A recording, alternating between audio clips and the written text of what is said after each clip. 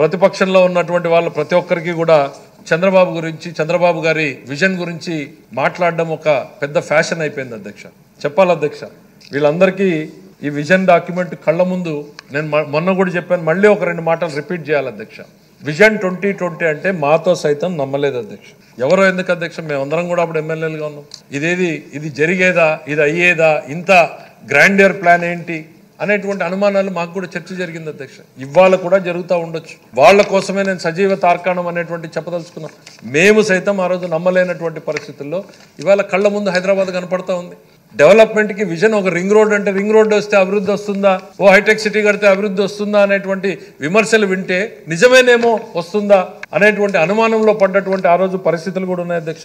నాకు గుర్తుంది అధ్యక్ష, ఫస్ట్ టైం ఆయన ఇంటర్నెట్ అంటే ఆ రోజు ఉన్నటువంటి నేతల గురించి నేను పేర్లు ఎత్తక్కర్లేదు. ఇంటర్నెట్ కాదు పంప్ సెట్ కావాలన్నారు అధ్యక్ష. ఇంటర్నెట్ కాదు పంప్ సెట్ కావాలి ఇప్పుడు అన్నారు. ఇవాళ ఏంటి అధ్యక్ష, ఆ పంప్ సెట్ ని ఇంటర్నెట్ నడిపే స్థాయికి వెళ్ళింది అధ్యక్ష. మన పిల్లలు ప్రపంచవ్యాప్తంగా వెళ్ళేటువంటి పరిస్థితులు అధ్యక్ష. ఆ రోజు ఆయన ఆలోచన చేయకుండా వచ్చేది అధ్యక్ష.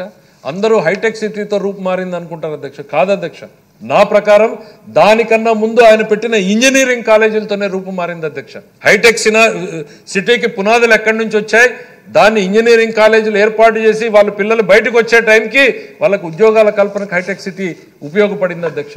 అక్కడి నుంచి ప్రపంచవ్యాప్తంగా వెళ్ళారు అధ్యక్ష. ఇవాళ ఆంధ్రప్రదేశ్ పిల్లలు లేనటువంటి దేశం ఉందా నేను అడుగుతున్నా అధ్యక్ష. ఆంధ్రప్రదేశ్ పిల్లలు కానీ తెలుగు వాళ్ళు లేనటువంటి కంపెనీలు ఉన్నాయని నేను అడుగుతున్నా అధ్యక్ష.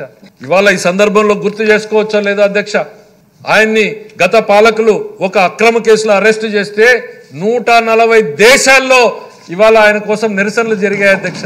ఎందుకోసం జరిగాయి అధ్యక్ష? వాళ్ళందరితోటి ఆయనకు బంధుత్వం ఉందా అధ్యక్ష? ఒకటే ఒక బంధుత్వం ఉంది అధ్యక్ష వాళ్ళతోటి. వాళ్ళందరికీ మార్గదర్శకంగా నిలిచినటువంటి బంధుత్వం ఉంది అధ్యక్ష. వాళ్ళు ఎవరికి ఆయన పరిచయం లేదు అధ్యక్ష. వాళ్ళు ఎవరో కూడా ఆయనకు తెలియదు అధ్యక్ష. కానీ వాళ్ళకి తెలుసు అధ్యక్ష ఆయన ఎవరో.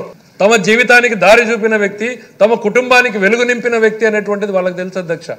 అందుకనే ఒక్క రాష్ట్రంలో కాదు అధ్యక్ష, 100, 140, 150 దేశాల్లో నిరసనలు జరిగాయి అనంటే ఇంతకన్నా సజీవ తార్కాణం ఏం కావాలని నేను అడుగుతా ఉన్నా అధ్యక్ష.